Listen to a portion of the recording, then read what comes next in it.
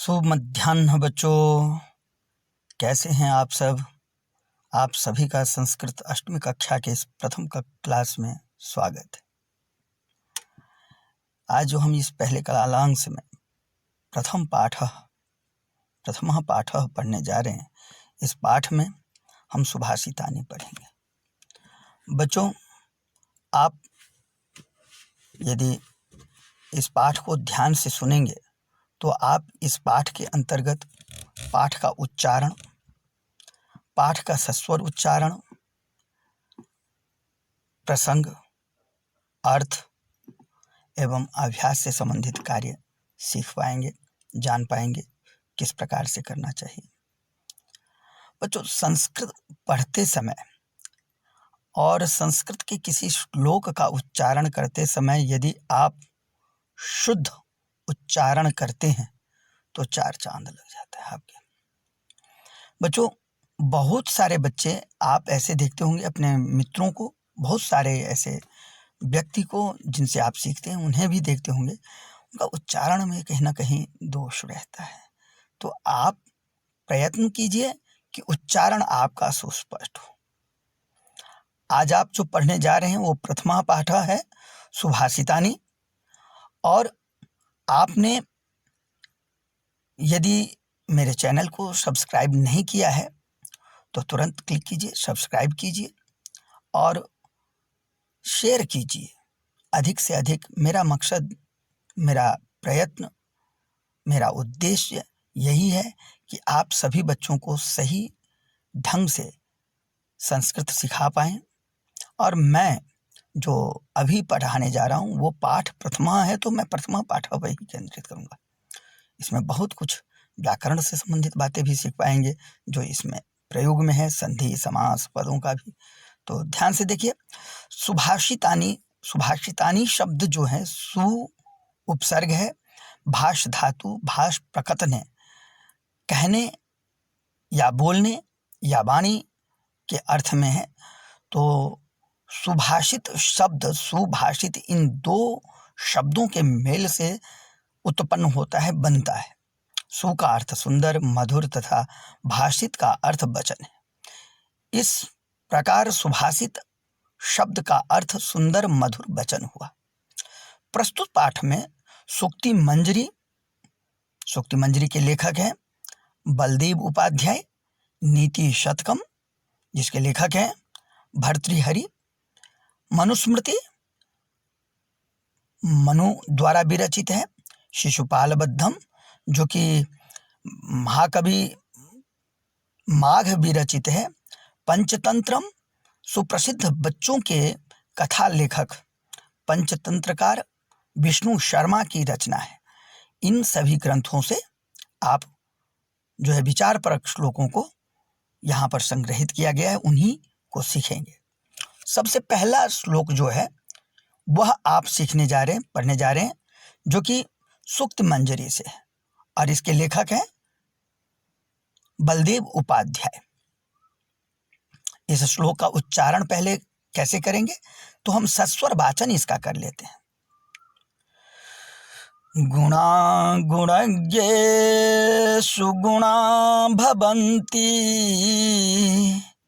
ते निर्गुणं प्राप्य भवन्ति दोषाः, सुस्वादुतो याः प्रभवन्ति नद्यः, समुद्रमासाद्य भवन्त्यपेयाः।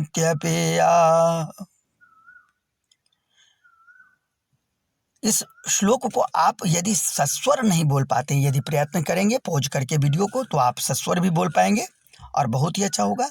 और नहीं तो आप इस प्रकार से भी बोल सकते हैं, गुणा गुणज्ञेषु गुणा भवन्ति, ते निर्गुणं प्राप्य भवन्ति दोषाः, सुस्वादुतो याः प्रभवन्ति नद्यः, समुद्रमासाद्य भवन्त्यपेयः।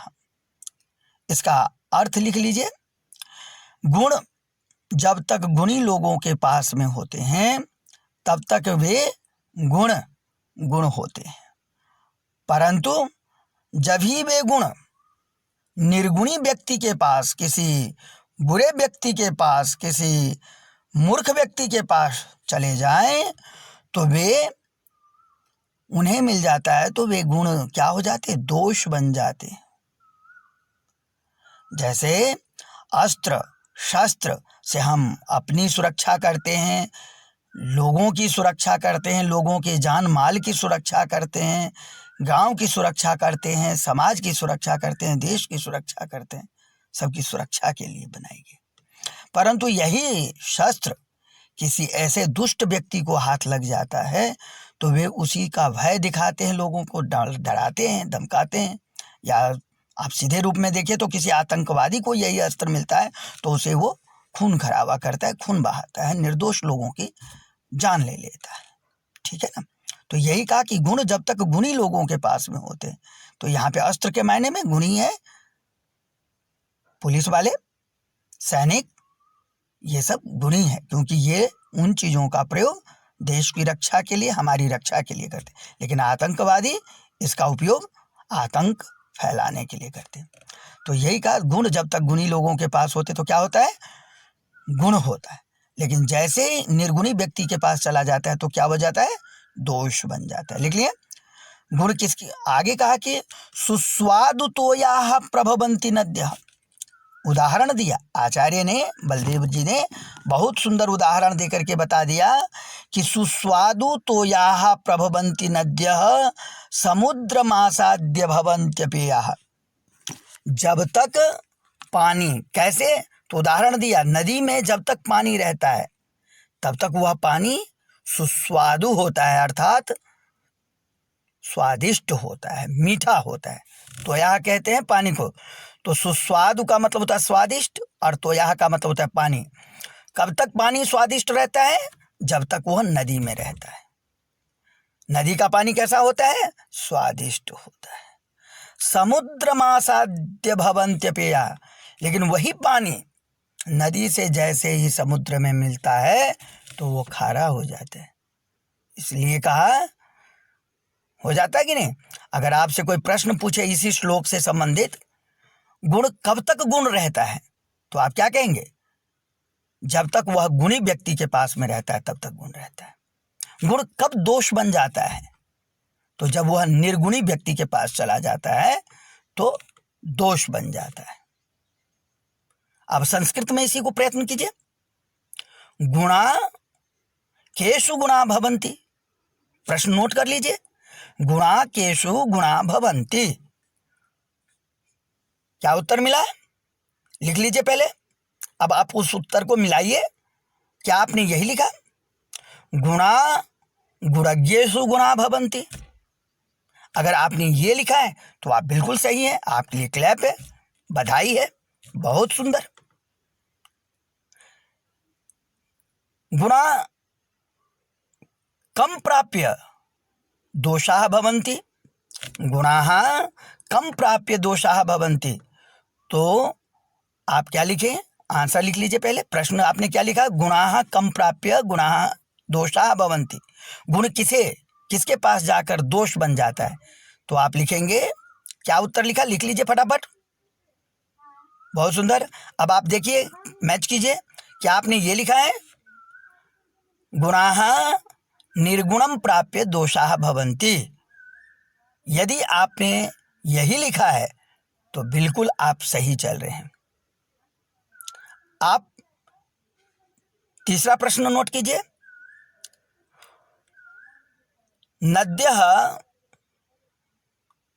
कीदृशाः तोयाः प्रभवन्ति। नद्यः कीदृशाः तोयाः प्रभवन्ति। आपने उत्तर क्या लिखा, आपने यदि उत्तर लिखा है नद्यः सुस्वादु तोयाः प्रभवन्ति, तो आप बिल्कुल सही, बिल्कुल सही। सुस्वादु तोयाः नद्यः प्रभवन्ति। समुद्रम आसाद्य तोयाः कीदृशाः भवन्ति। समुद्रम आसाद्य, समुद्र में पहुंचकर पानी कैसा हो जाता है, तो समुद्रम आसाद्य तोयाः अपेयाः भवन्ति। ये यदि आपने लिखा तो बिल्कुल सही लिखा। अब एक प्रश्न और लिखिए, गुणा गुणज्ञेषु गुणाः भवन्ति इत्यत्र, ये सेंटेंस है, इस इन्वर्टेड कॉमा में लिखिए, इत्यत्र क्रियापदम किम अस्ति। अब आप क्रियापद ढूंढ करके बताइए, क्रियापदम किम अस्ति, किम को अंडरलाइन कर दीजिए, किम की जगह पे क्रियापद ढूंढ करके लिखेंगे, बाकी प्रश्न से ही लिख दीजिए। क्या लिखा, गुणा गुणज्ञेषु गुणा भवन्ति इन्वर्टेड कॉमा में है, इत्यत्र क्रियापदम किम को जगह पे लिख दीजिए, भवन्ति इति अस्ति। अगर आपने ऐसा लिखा तो बिल्कुल सही लिखा, बहुत सुंदर। अब हम संधि विच्छेद कर ले, 2-3 जगह पे संधि है तो इनको हम संधि विच्छेद कर लेते हैं। समुद्र महासाध्य, समुद्र महासाध्य का संधि विच्छेद कीजिए, क्या होगा, समुद्रम जमा आसाद्य, समुद्रम जमा आसाद्य, समुद्र महासाध्य क्या हो जाएगा, समुद्रम, ध्यान से लिख लीजिए, समुद्रम जमा आसाद्य। बच्चों ये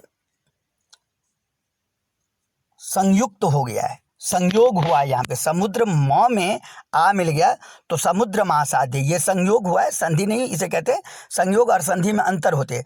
जब दो वर्णों का मेल होता है तो संयोग होता है या संधि होती है, लेकिन जब परिवर्तन होता है तब संधि होती है। संयोग, यदि परिवर्तन नहीं हुआ तो संधि नहीं होती, उसे संयोग कहते हैं। समुद्रम महासाध्य, यहाँ पे कोई परिवर्तन नहीं हो रहा, माँ में आ मिल रहा है तो म ही दिख रहा है, तो ये क्या है, समुद्र महासाध्य, ये संयोग है। दूसरी संधि है भवन्त्यपेया, क्या वर्ड है, ध्यान से देख लीजिए, भवन्त्यपेया। तो यहाँ पे इस वर्ड को पहले लिख देता हूँ, भवन्त्यपेया।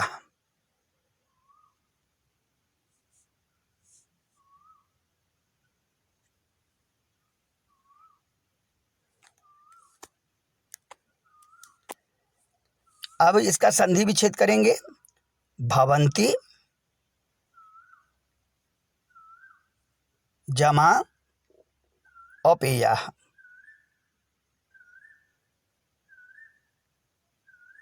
भवन्ति जमा अपेया, ये हो गया। अब यहाँ पे बच्चों ध्यान दीजिए, भवन्ति में जो ई है और अ है, इन दोनों की संधि हो गई तो यण संधि हो गया, भवन्त्यपेया, ये भवन्त्यपेया य के रूप में जो आ गया, ये परिवर्तन है, इसलिए यहाँ पर यह संधि हुई है। ठीक है, अब अगला श्लोक देखते हैं। अगले श्लोक का उच्चारण पहले कीजिए, साहित्य संगीत कला विहीना साक्षात पशु पुच्छ विषाणहीन त्रीणम न खादन्नपि जीवमानः तदभागधेयं परमं पशूनाम। इसका उच्चारण तो आप इसको पूछ करके कर सकते हैं। अगर सस्वर उच्चारण करना हो, गाना हो, तो कैसे गाएंगे, अब ध्यान से मेरे पीछे पीछे गा सकते हैं, सुन लीजिए। यह श्लोक आचार्य भर्तृहरि ने नीति शतकम में लिखा है। ठीक है, अब अगर प्रसंग कोई लिखने के लिए कह दिया, कहे तो आप कैसे लिखोगे, प्रसंग बोर्ड लिख करके एरो डाल करके लिखोगे। प्रस्तुत श्लोक हमारी संस्कृत की निर्धारित पाठ्य पुस्तक रुचिरा भाग तृतीयो भाग के प्रथम पाठ सुभाषितानि में संकलित है। यह मूल रूप से आचार्य भर्तृहरि विरचित नीति शतकम से उद्धृत किया गया है, और इस श्लोक में आचार्य ने साहित्य संगीत कला से विहीन लोगों के विषय में बताया है। अब क्या बताया है तो ध्यान से सुनिए, और गा करके हम पढ़ना चाहें तो इस प्रकार से गाएंगे। साहित्य संगीत कला विहीनः साक्षात् पशुः पुच्छ विषाणहीनः त्रीणं न खादन्नपि जीवमानः तदभागधेयं परमं पशूनाम। अब इस श्लोक का हिंदी अर्थ लिख लीजिए। इस श्लोक में आचार्य भर्तृहरि ने कहा, साहित्य, संगीत और कला से विहीन व्यक्ति, मनुष्य साक्षात पशु है। और वह कैसा पशु है? तो जिस पशु को न पुच्छ है और न सींग है, अर्थात पुच्छ और सींग के जो बिना है, ऐसा पशु है। तीसरी पंक्ति में देखिए, तृणम न खादन न जीवमान, वह पशु घास, तिनका कहते, तृण कहते घास को, वह पशु घास खाए बिना जीवित रहता है। वह मनुष्य घास नहीं खाता फिर भी जीवित रहता है। यह बाकी पशुओं का सौभाग्य है बच्चों, क्योंकि ऐसा जो मनुष्य है वह घास की जगह पे, ऐसा मनुष्य घास की जगह पे क्या करता है? वह अन्न खाता है, दाल रोटी पूरियां खाता है। ठीक है। अब इसमें से अगर आपसे कोई पूछे, साहित्य संगीत कला विहीनः जनः कीदृशः भवति, तो आप क्या लिखोगे? साहित्य संगीत कला विहीनः जनः पशुः भवति। तो बच्चों, आपने अभी भी क्या पढ़ा? साहित्य संगीत कला विहीनः जनः कीदृशः भवति। तो आपने क्या उत्तर दिया? साहित्य संगीत कला विहीनः जनः साक्षात पशुः भवति। अगर आपसे प्रश्न कोई पूछता है, दूसरा प्रश्न लिखिए, कः साक्षात पशुः भवति, कः साक्षात पशुः भवति। तो साहित्य संगीत कला विहीनः जनः साक्षात पशुः भवति। या आपको ऐसा भी कोई प्रश्न पूछता है, कीदृशः जनः साक्षात पशुः भवति, तब भी आप यही उत्तर लिखेंगे, साहित्य संगीत कला विहीनः जनः साक्षात पशुः भवति। साहित्य संगीत कला विहीनः, इस शब्द में द्वंद्व समास है। ठीक है। साहित्यम संगीतम, साहित्यं च संगीतं च इति साहित्य संगीत, कला विहीनः कलया विहीनः इति कला विहीनः, तृतीया तत्पुरुष समास। और फिर उसके साथ में हो गया साहित्यं च संगीतं च कला विहीनश्च इति साहित्य संगीत कला विहीनः। ठीक है। अब इसी प्रकार से आगे देखिए, खादन्नपि, खादन्नपि का संधि विच्छेद करेंगे तो क्या हो जाएगा? खादन प्लस अपि। खादन्नपि का संधि विच्छेद करेंगे तो क्या आ जाएगा? खादन जमा अपि। खादन्नपि का संधि विच्छेद क्या हो जाएगा?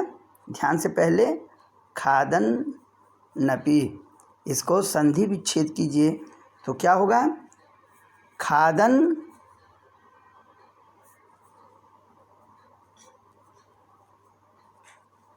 हलंत कर देंगे, खादन जमा अपि।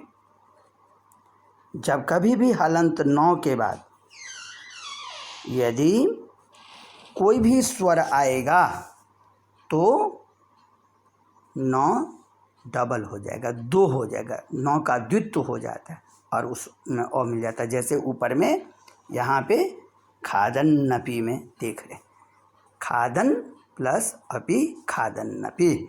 सभी को समझ में आ गया? अब बच्चों तीसरा श्लोक देखिए। तीसरा श्लोक मनुस्मृति से, तीसरा श्लोक कहाँ से है? मनुस्मृति से। और मनुस्मृति के लेखक कौन है? आचार्य मनु हैं।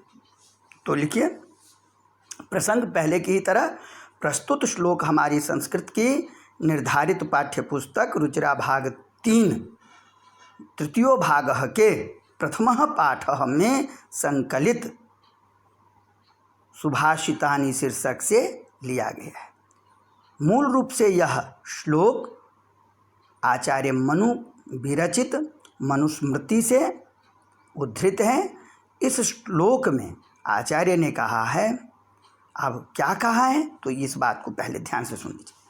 लुब्धस्य नश्यति यशः पिशुनस्य मैत्री, नष्टक्रियस्य कुलमर्थपरस्य धर्मः, विद्याफलं व्यसनिनः, कृपणस्य सौख्यम, राज्यं प्रमत्तसचिवस्य नराधिपस्य।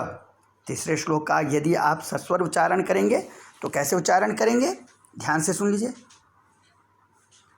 लुब्धस्य नश्यति यशः पिशुनस्य मैत्री, नष्टक्रियस्य कुलमर्थपरस्य धर्मः, विद्याफलं व्यसनिनः, कृपणस्य सौख्यम, राज्यं प्रमत्तसचिवस्य नराधिपस्य। अब इस श्लोक का आपने दोनों प्रकार से उच्चारण कर लिए।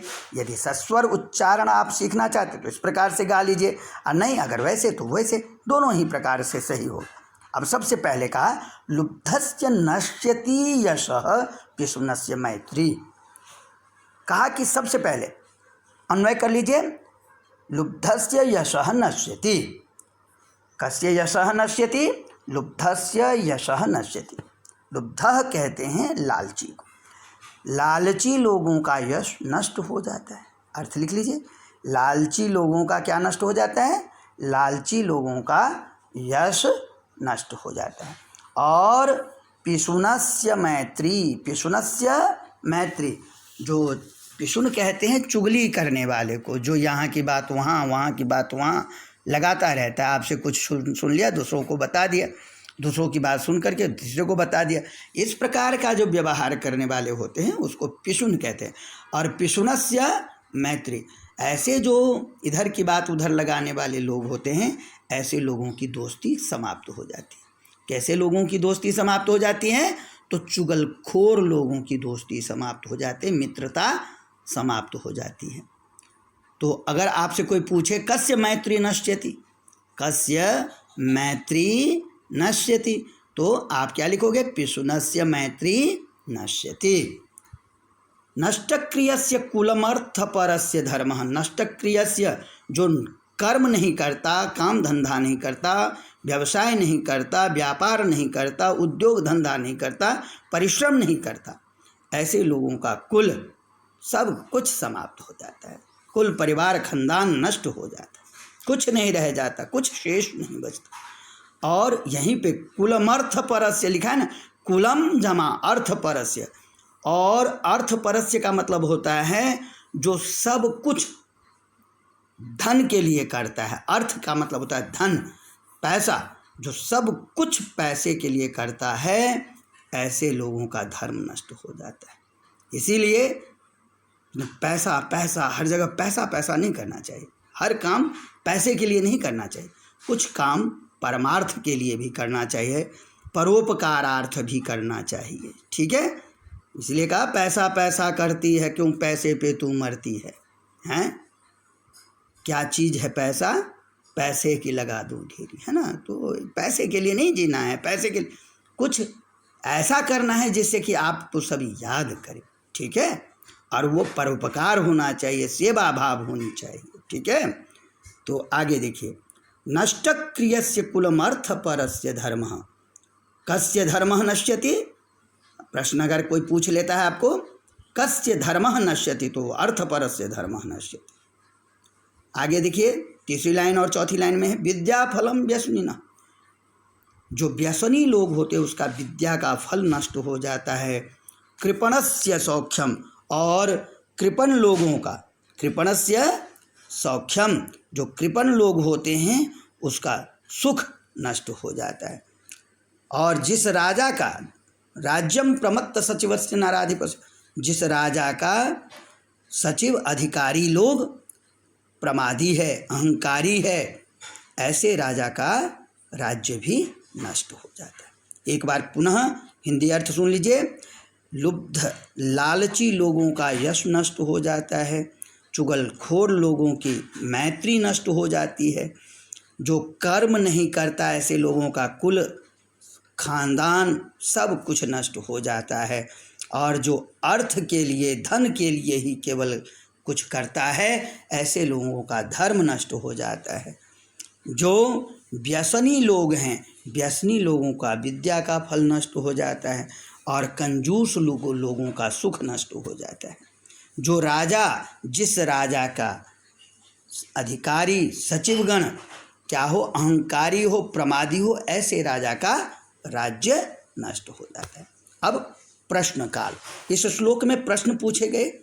अब कुछ मैं प्रश्न पूछ रहा हूँ, आपको बीच में मैंने चर्चा की थी, आप ध्यान से मुझे बताइए।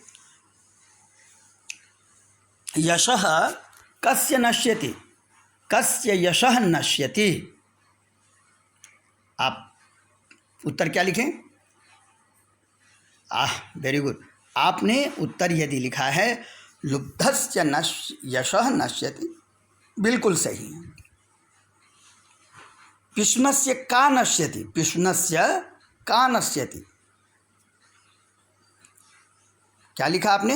पिष्णस्य, यदि प्रश्न आपको पूछ दिया पिष्णस्य का नश्यति, चुगलखोर लोगों की क्या नष्ट हो जाती है? चुगलखोर लोगों की क्या नष्ट हो जाती है? तो पिष्णस्य मैत्री नश्यति। कुलम कस्य नश्यति? नष्टक्रियस्य कुलम नश्यति। अर्थपरस्य किम नश्यति? अर्थपरस्य धर्मः नश्यति। राज्यं कस्य नश्यति? प्रमत्त सचिवस्य नराधिपस्य। जो राजा और जिस राजा का मंत्री अहंकारी है, ऐसे राजा का राज्य नष्ट हो जाता है। बहुत। अगला प्रश्न देखिए, श्लोक है पीत्वा रसं तुम कटुकं मधुरं समानं माधुर्यमेव जनयेन् मधुमक्षिकासौ सन्तस्तथैव समसज्जनदुर्जनानां श्रुत्वा वचः मधुरसूक्तरसं सृजन्ति। इस चौथे श्लोक का प्रसंग भी पूर्ववत होगा, बस विशेष बात आप ध्यान रखिए कि यह श्लोक महाकवि माघ विरचित शिशुपाल बद्धम से लिया गया। ये महाकवि माघ विरचित मनुस्मृति से लिया गया है, ठीक है। ये माघ विरचित है, ठीक है। माघ ने शिशुपाल बद्धम की रचना की थी और वहीं से यह श्लोक लिया गया है। तो इस श्लोक का एक बार फिर से, पहले तो आपने सस्वर उच्चारण कर लिया है, अब इसको एक बार फिर से उच्चारण कीजिए। पीत्वा रसं तु कटुकं मधुरं समानं माधुर्यमेव जनयेन मधुमक्षिकासौ सन्तस तथैव समसज्जन दुर्जनानां श्रुत्वा वचः मधुर सूक्तरसं सृजन्ति। अब बच्चों, आपने प्रसंग लिख लिया, उच्चारण कर लिया, अब इसका हिंदी अर्थ लिखिए। इस श्लोक में आचार्य ने कहा है कि मधुमक्खियाँ पुष्पों के कड़वे रसों को पीकर, पीत्वा, पीत्वा का मतलब होता है पीकर, और माधुर्य में जनयेन, मीठा रस उत्पन्न करती हैं, ठीक है। अन्वय लगाएंगे तो सबसे पहले देखिए दूसरे लाइन का सबसे अंतिम में आया असौ मधुमक्षिका, मधुमक्षिका है ना, कड़वे रसों को पीकर भी, पुष्प के कड़वे रसों को पीकर भी क्या करती हैं? वह मक्खी शहद जैसा मीठा रस उत्पन्न करती है। उसी प्रकार से सज्जन लोग, संतः, संतः कहते हैं सज्जन को, उसी प्रकार सज्जन लोग दुर्जन, सज्जन और दुर्जनों के बातों को सुनकर, दुर्जनों की बातों को सुनकर भी सज्जनों की बातों की ही तरह, ठीक है, मधुर सुक्त अर्थात सुक्ति के रूप में, अच्छे वचनों के रूप में ही व्यक्त करती हैं। बच्चों, आपने देखा होगा कि कुछ छोटी छोटी बातों पे लड़ाई हो जाती है, छोटी छोटी बातों पे भी गुस्सा हो जाते हैं लोग, है ना, और कितनी कहा सुनी हो जाती है। आपने कक्षा में देखा होगा, कुछ बच्चे होते हैं, जो बातें हुई आपस में, आप देखे होंगे, जो सज्जन होते हैं सज्जन के साथ में सज्जन बैठता है, दुर्जन के साथ में दुर्जन बैठ जाते हैं, उनकी आपस में झगड़े भी होते हैं, लड़ाई भी होती है, और फिर भी उन्हीं के पास जा कर के बैठेंगे और फिर झगड़ करके अपने टीचर को सुनाने हैं, और वो जैसा जैसा उसने कहा है वैसी वैसी बातें अपने टीचर को सुना देंगे कि मैम, सर, उसने तो मुझे ये कहा, मेरे माता पिता को ये कह दिया, ये कह दिया, इतने गंदे गंदे शब्द बोले, और डायरेक्ट, कोई संकोच नहीं, कोई धोखाधड़ी नहीं, है ना, देखा है ना, ऐसा होता है ना। परंतु वहीं पे अच्छे जो बच्चे होते हैं वो तो इस प्रकार से नहीं बोलते, वो कहते हैं सर इसने मुझे ऐसा कहा, परंतु जो ऐसा शब्द कहा है जो मैं तो आपको बोल भी नहीं सकता, मैं तो अकेले में भी नहीं बोल सकता, मेरे मुंह से ऐसे शब्द नहीं निकलते, इतने गंदे शब्दों का प्रयोग किया है ना। तो इस तरह से कहते। तो दुर्जन का कहने का जो ढंग होता है उससे सज्जन का ढंग बिल्कुल पृथक होता है। दुर्जन लोग उसमें भी और मक्खन लगा देता है और उसमें हल्दी मसाला भर देता है और परोसता है, लेकिन सज्जन लोग बड़े अच्छे रूप में व्यक्त करता है ताकि किसी को बुरा ना लगे। क्या जो बात उसने बोली बच्चे ने, क्या हमें अपने अध्यापक के सामने में बोलना चाहिए, अपने मुंह को अपवित्र करना चाहिए? तो फिर उसमें और हम में अंतर क्या रह गया? अब देखो, संतः सदंतः किसे कहते? वाल्मीकि को देख लीजिए, महाभारत के रचयिता वेद व्यास को देख लीजिए। वेद व्यास ने जो महाभारत का ग्रंथ लिखा था, महाभारत के ग्रंथ में कितने झगड़ा लड़ाई हुई है, राजा लोग एक दूसरे को झगड़ा, जो लड़ाई हुई उसमें जीवन का अंत हो गया, कई राजा मारे गए थे। क्या वहाँ पे गाली गलौचे नहीं हुई होगी? रामायण में सीता का अपहरण कर लिया जाता है, पक्षी जैसे नीच जीव से रावण का युद्ध होता है, फिर रावण के लंका में जाकर के वानर सेना के साथ राम युद्ध करता है और सारे राक्षसों को मार। वहाँ पे कम गाली गलौचे हुए होंगे, लेकिन कभी आपने वाल्मीकि रामायण में या तुलसीकृत रामायण में कहीं पे ऐसा गाली गलौचे देखा है? वहाँ पे जो बातें उन्होंने कही उसी बात को दूसरे ढंग से प्रस्तुत किया है, ज़्यादा से ज़्यादा दुष्ट के रूप में, बहुत गुस्से में, बहुत अपशब्दों का प्रयोग किया है, ऐसे रूप में उन्होंने कहा। कहीं पे उन गाली गलौचा का उल्लेख नहीं किया है। तो सज्जन लोग जो होते हैं वो दुष्टों की बातों को भी एक सुभाषित श्लोकों की तरह, नीति श्लोकों की तरह ही प्रस्तुत करते हैं, ये ध्यान में रखिएगा, ठीक है। अब बच्चों, यहाँ पे इस श्लोक में सबसे जो बड़ी बात है, क्या लिखा है? माधुर्यमेव मधुमक्षिका किम सृजन्ति। तो माधुर्यम, मधुमक्षिका किम जनयति, तो माधुर्यम जनयति। मधुमक्षिका किम करोति, तो कटुकम रसम पीत्वा मधुरम समानम माधुर्यम जनयति, ठीक है। संतः किम करोति, तो संतः समसज्जन दुर्जनानां वचः श्रुत्वा मधुर सूक्त रसम सृजन्ति, इस प्रकार से लिखेंगे। अब यहाँ पे पित्वा शब्द है, पित्वा शब्द जो है इसमें कत्वा प्रत्यय है। पित्वा शब्द में क्या है? कत्वा प्रत्यय है।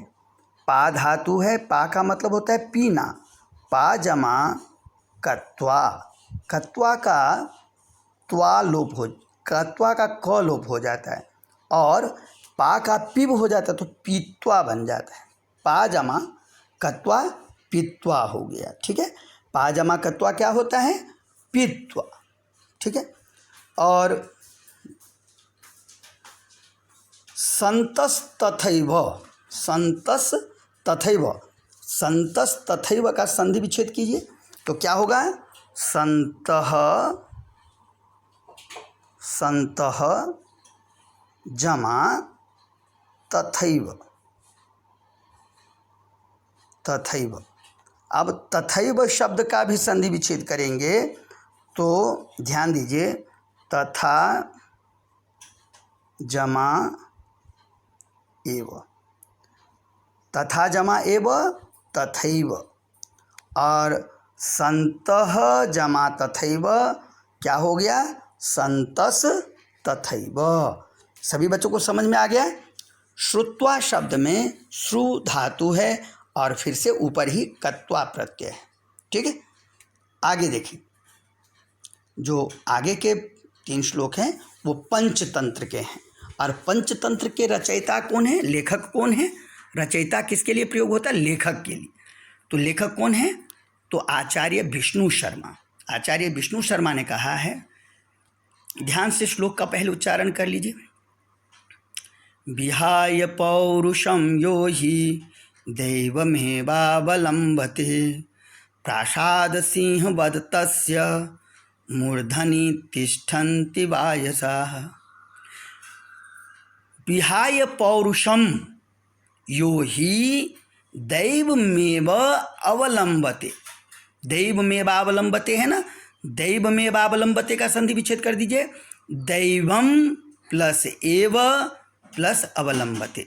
ठीक है, आगे देखिए, प्रासाद सिंहवद तस्य मूर्धनि तिष्ठन्ति वायसाः। अब हिंदी अर्थ देखिए, प्रसंग आप लोग पूर्ववत लिख लेंगे। प्रस्तुत श्लोक हमारी संस्कृत की निर्धारित पाठ्य पुस्तक रुचिरा तृतीयो भागः के प्रथमः पाठः में संकलित सुभाषितानि शीर्षक से लिया गया है। यह मूल रूप से आचार्य विष्णु शर्मा विरचित पंचतंत्र से उद्धृत है, और इसमें आलसी लोगों के साथ में क्या होता है उस विषय में बताया है। क्या होता है आलसी लोगों के साथ? तो जो लोग पुरुषार्थ छोड़कर, पौरुषम का मतलब होता है पुरुषार्थ, पौरुषम का मतलब होता है पराक्रम, उत्साह, मेहनत छोड़कर, विहाय का मतलब होता है छोड़कर, जो व्यक्ति, जो मनुष्य पुरुषार्थ करना छोड़ देता है और भाग्य, दैवम कहते हैं भाग्य को, किस्मत के भरोसे, भाग्य के ऊपर आश्रित होकर बैठ जाता है, ऐसे व्यक्ति का वही हाल होता है जो प्रासाद सिंह का हुआ था। जैसे आलसी प्रासाद सिंह शिकार नहीं करता था और कहता था भाग्य में होगा तो मुझे शिकार मिल जाएगा, मृग उसके मुंह में खुद ही आ जाएगा, वो खा लेगा, और ऐसे सोचते सोचते एक दिन वो कमज़ोर होता गया और इतना भी उसमें सामर्थ्य नहीं रह गया कि वो दौड़े, और कौवे उसके सिर पर आकर काएं काएं करता, उसको भी वो आलस के कारण से भगा नहीं पाता। तो ऐसा हाल हो जाता है। क्षुद्र लोग भी उसको परेशान करते हैं, गरीब से गरीब लोग जो उससे कभी कमज़ोर होता है वो भी उसको ताने देते रहते हैं। इसलिए परिश्रम करना चाहिए, जो नहीं आ रहा है उसको सीखना चाहिए, अपने अंदर परिवर्तन लाना चाहिए और आगे बढ़ना चाहिए। ठीक है, तो ये है इस श्लोक का अर्थ। फिर से एक बार सीख लीजिए, सुन लीजिए अर्थ। जो व्यक्ति मेहनत करना छोड़कर अपने भाग्य के भरोसे बैठा रहता है, वह प्रासाद शेर की तरह, उसके सिंह, उस जैसे प्रासाद नामक शेर के सिंह पर, सिर पर कौवा बैठकर काएं काएं करता रहता है लेकिन उसको भी नहीं भगा पाता, वैसे ही हो जाता है। ठीक है, अब ध्यान दीजिए, दैवम मेवावलंबते, इस शब्द का संधि विच्छेद क्या करेंगे? तो दैवम प्लस दैवम, दैवम प्लस अवलंबते एव प्लस अवलंबते।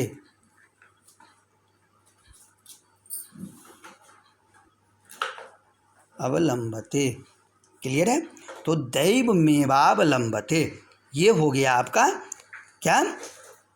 दैव मेवावलंबते शब्द का संधि विच्छेद।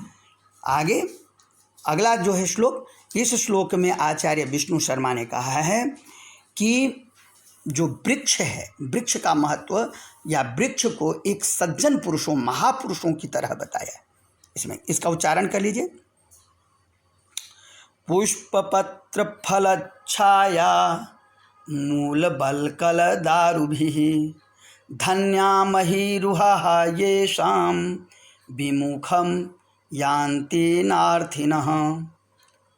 इस श्लोक को फिर से देख लीजिए। पुष्प पत्र फल छाया मूल बलकल दारुभिः धन्या महीरुहा येषां विमुखा। धन्या, यहाँ पे भी विसर्ग है लेकिन म आगे होने के कारण विसर्ग का लोप हो गया। तो धन्या महीरुहा येषां विमुखम यान्ति नार्थिनः। नार्थिनः न जमा अर्थिनः। ठीक है। तो कहा कि इस श्लोक में आचार्य ने वृक्ष को महापुरुष बताया है। कहा कि महीरुहा, महीरु कहते हैं वृक्ष को। वृक्ष धन्य है। वृक्ष क्या है? धन्य है, जिसके पास से कोई भी, क्यों धन्य है? तो उसके पास से कोई भी याचक, अर्थिनः किसे कहते हैं? याचक को। तो कोई भी याचक खाली नहीं लौटता। जो व्यक्ति पुष्प पत्र फल छाया मूल बलकल और रस लेने के लिए जाता है, जो पत्र लेने के लिए, जो पुष्प लेने के लिए जाता है वृक्ष के पास, वृक्ष कभी इनकार नहीं करता कि तुम मेरा पुष्प मत तोड़ो, उसे पुष्प मिलता है। जो पत्ते लेने के लिए जाता है उसे पत्ता मिलता है। जो फल लेने के लिए जाता है वृक्ष उसे फल देता है। जो वृक्ष के नीचे विश्राम करने के लिए जाता है उसे छाया मिलती है। जो औषध के लिए वृक्ष का जड़ लेने के लिए जाता है, मूल कहते हैं जड़ को, तो मूल जड़ मिलता है। जो औषध आदि के लिए वृक्ष का छाल लेने के लिए जाता है उसको बलकल कहते हैं, छाल को, तो छाल मिलता है। और जो वृक्ष के पास वृक्ष का रस लेने के लिए जाता है, दारू कहते हैं रस को, ठीक है, तो रस मिलता है। इसलिए जो कोई याचक वृक्ष के पास में जाता है, जैसे महापुरुषों के पास, बहुत अमीर व्यक्ति के पास, महान लोगों के पास में कोई भी जाता है कुछ लेने के लिए तो वो निराश होकर के नहीं आता, उसी प्रकार वृक्ष के पास से कोई निराश होकर वापस नहीं आता। इसलिए वृक्ष धन्य है। सभी बच्चों को समझ में आ गई।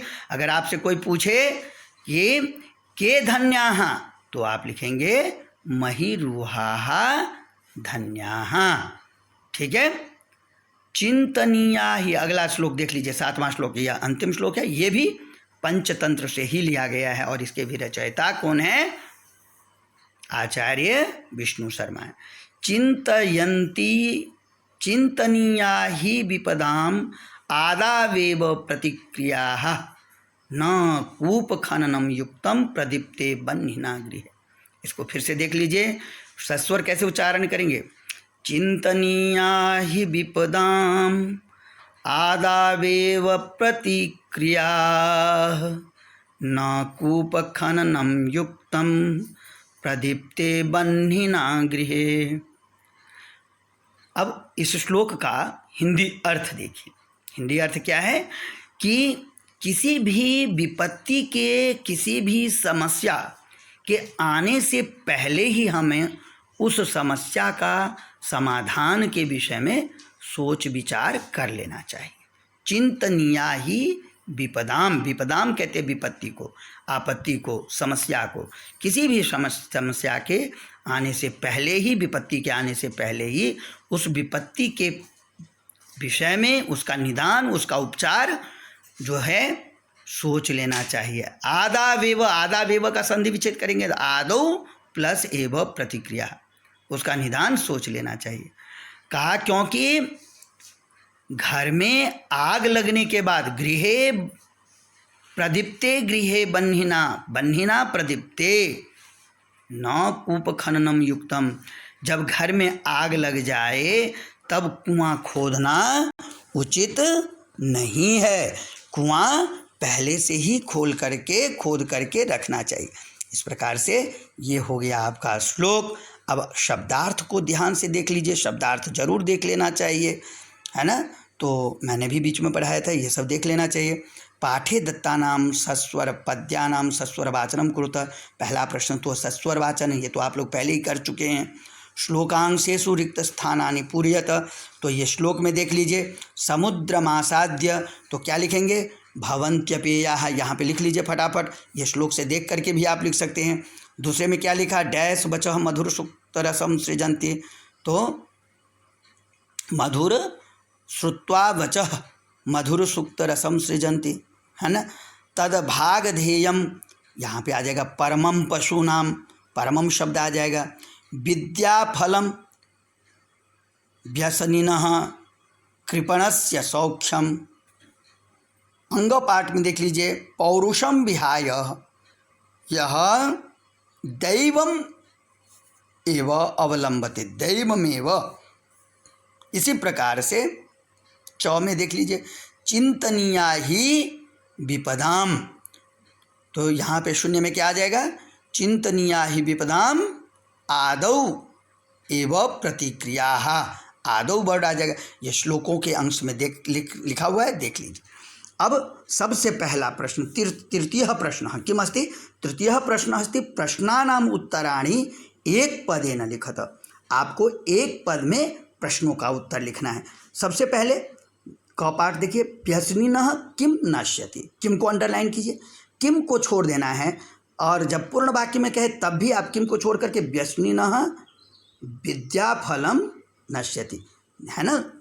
दूसरे श्लोक में लिखा है ना, दूसरे श्लोक में, तीसरे श्लोक में, है ना, तीसरे श्लोक में लिखा था, किस में लिखा था, व्यसनिनः विद्याफलम नश्यति, विद्याफलम व्यसनिनः कृपणस्य सौख्यम, ये तीसरे श्लोक में आपने पढ़ा था। व्यसनिनः किम नश्यति, व्यसनी लोगों का क्या नष्ट हो जाता है, तो आप लिखेंगे किम की जगह पे विद्याफलम, विद्याफलम नश्यति।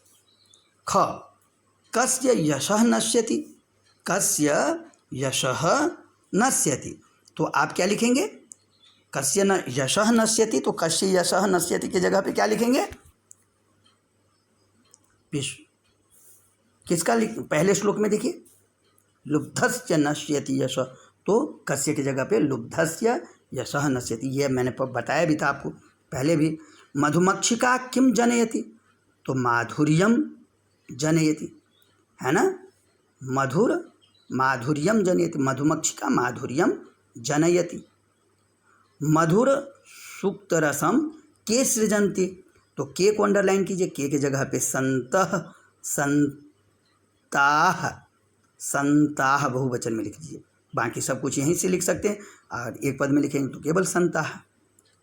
और फिफ्थ पार्ट जो अंग पार्ट में देख लीजिए, अर्थिनः केभ्यः विमुखा न यान्ति, याचक किसके पास से खाली हाथ नहीं लौटता, तो अर्थिनः, अर्थिनः केभ्यः, तो महापुरुषेभ्यः, ठीक है ना, अर्थिनः महापुरुषेभ्यः विमुखाः न यान्ति, केभ्यः महापुरुषेभ्यः। आगे ध्यान दीजिए, अधोलिखित तदभव शब्दानां कृते पाठात् चित्वा संस्कृत पदानि लिखत। सबसे पहले कंजूस के लिए कृपणः, कड़वा के लिए कटुः, पूंछ के लिए पुच्छः, लोभी के लिए लुब्धः, मधुमक्खी को मधुमक्षिका, तिनका के लिए तृणम शब्द प्रयोग हुआ है, ये पर्यायवाची शब्द हैं इनके। अधोलिखितेषु या तत्सम शब्द। पंचमः प्रश्नः अस्ति अधोलिखितेषु वाक्येषु कर्तृपदम क्रियापदं च चित्वा लिखत। नीचे लिखे हुए वाक्यों में कर्तृपद और क्रियापद को चुनकर लिखिए। वाक्यानि कर्ता क्रिया। अब उदाहरण है, यथा संतः मधुर सुक्त रसम सृजन्ति, यहाँ पे कर्ता है संतः और सृजन्ति है क्रिया। इसी प्रकार निर्गुणम प्राप्य भवन्ति दोषाः, तो भवन्ति हो गई क्रिया और दोषाः, दोषाः हो गया कर्ता और भवन्ति क्रिया। पहले दोषाः भवन्ति, गुणज्ञेषु गुणाः भवन्ति, अब यहाँ भी लिख लीजिए गुणाः और भवन्ति, गुणा हो गया कर्ता और क्रिया हो गई भवन्ति। मधुमक्षिका माधुर्यम जनयेत, तो यहाँ पे मधुमक्षिका कर्ता है, जनयेत क्रिया है। पिशुनस्य मैत्री यशः नाशयति, पिशुनस्य मैत्री यशः नाशयति, तो यहाँ पे यशः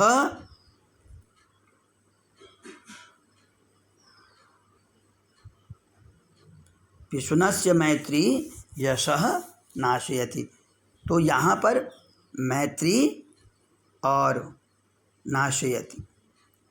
नद्यः समुद्रमासाद्य अपेयाः भवन्ति, तो नद्यः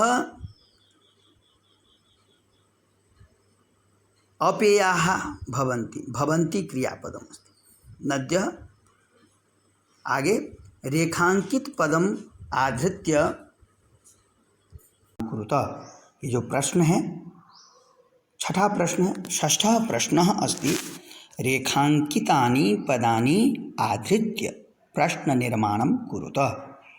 रेखांकित पदों को आधारित करके आप प्रश्न निर्माण करेंगे। आप अपने बुक में देखिए रेखांकित पद कौन सा है। गुणा गुणज्ञेषु गुणाः भवन्ति, तो गुणाः रेखांकित है, तो गुणा के गुणज्ञेषु गुणाः भवन्ति।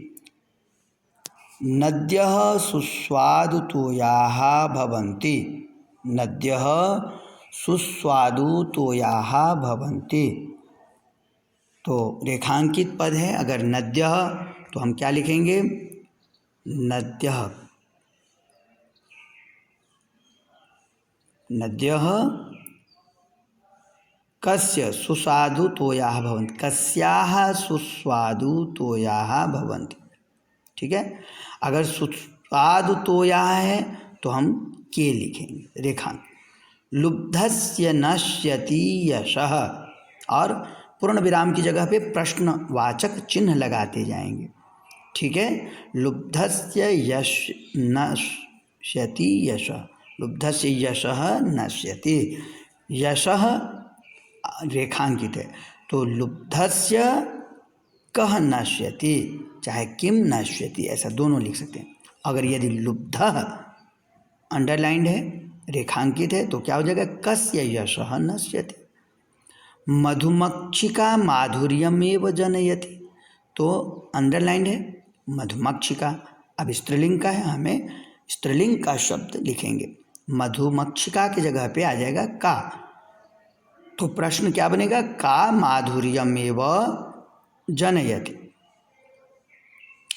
अगला अंग पाठ में देखिए, तस्य मूर्धनि तिष्ठन्ति वायसः, तस्य मूर्धनि तिष्ठन्ति वायसाः, तो मूर्धनि अगर तस्य है तो हो जाएगा कस्य, तस्य है तो हो जाएगा कस्य। यदि मूर्धनि है तो कुत्र हो जाएगा, यदि मूर्धनि रेखांकित है तो कुत्र हो जाएगा, तो क्या हो जाएगा, कस्य मूर्धनि तिष्ठन्ति वायसाः। अगर मूर्धनि है तो तस्य कुत्र तिष्ठन्ति वायसाः, ये प्रश्न हो जाएगा। प्रश्न बनाते समय में बच्चों आप खास करके शब्दों का चयन किम शब्द का रूप लिखते हैं, किम सर्वनाम शब्द का रूप स्मरण कर लीजिए। कह कौ के, कम कौ कान, केन काभ्याम कई, कस्मै काभ्याम केभ्यः, कस्मात् काभ्याम केभ्यः, कस्य कयोः केशाम, कस्मिन् कयोः केशो। और स्त्रीलिंग में किम शब्द का रूप है का, के, काहा। ये प्रथमा, द्वितीया, तृतीया, चतुर्थी, पंचमी, षष्ठी, सप्तमी और संबोधन तो सर्वनाम में होते नहीं, तो आप इन विभक्तियों में रूप स्मरण कर लीजिए। किम शब्द का स्त्रीलिंग में का, के, काहा, काम, के, काहा, कया काभ्याम काभिः, कस्यै काभ्याम काभ्यः, कस्याः काभ्याम काभ्यः, कस्याः कयोः कासाम, कस्याम कयोः कासु। इस प्रकार से आप स्त्रीलिंग में स्मरण कर लीजिए। किम के कानि नपुंसकलिंग में, किम के कानि, किम के कानि प्रथमा द्वितीय विभक्ति में एक जैसे एक समान रूप होते हैं, और तृतीया विभक्ति से आगे के तो पुल्लिंग के समान होते हैं। तो आप इन तीनों रूपों को किम शब्द के तीनों लिंगों के रूप याद रखिए और जब प्रश्न बनाते हैं तो ध्यान से देखिए, जो रेखांकित शब्द है या जिस शब्द पर आधारित आप प्रश्न बना रहे हैं उस शब्द को ध्यान में रखिए। वो शब्द किस लिंग में है, किस विभक्ति में, किस वचन में, आप किम शब्द का रूप उसी लिंग, उसी विभक्ति और उसी वचन में प्रयोग करेंगे तो आपका प्रश्न हो जाएगा। तो बहुत सुंदर सा है, आसान है। स्थानवाचक कोई भी शब्द हो, जैसे सप्तमी विभक्ति से संबंधित या स्थानवाचक हो तो उसमें हमेशा कुत्र लगाते हैं, ठीक है। और जो समय से संबंधित यदि कोई प्रश्न है, इतने बजे, 7 बजे, 8 बजे, तो उन समय पर हमेशा कदा लगाते हैं। कदा शब्द, कदा का मतलब तो कब।